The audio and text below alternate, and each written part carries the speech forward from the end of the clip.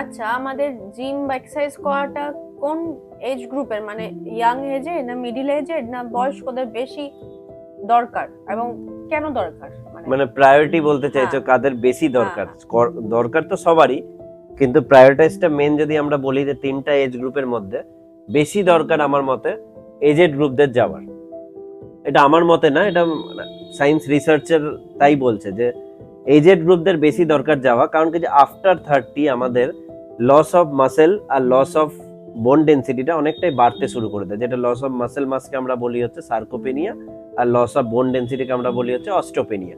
তো অস্টোপেনিয়া সার্কোপেনিয়ার টেন্ডেন্সিটা ফ্রিকোয়েন্সিটা অনেকটাই বেড়ে যায় আফটার 30।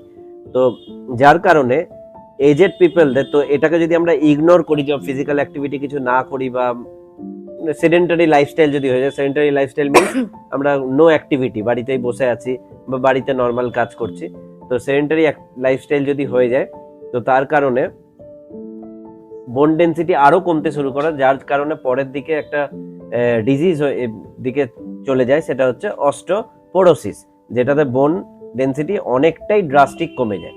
তো তার কারণে এজেড পিপলদের আরো বেশি যাওয়া দরকার। তারা এই জিনিসটাকে যদি ফ্রিকোয়েন্সিটা কমাতে, আমরা গিয়ে ফ্রিকোয়েন্সিটা কমাতে পারবো, আমরা নেচারের এগেনস্টে যেতে পারবো না, কিন্তু ফ্রিকোয়েন্সিটা আমাদের হাতে আছে, যে কমাতে পারবো কিভাবে আমরা বাঁচবো এটা আমাদের হাতে আছে। তো তাই কারণে এজেড পিপলদের বেশি যাওয়া উচিত জিমে।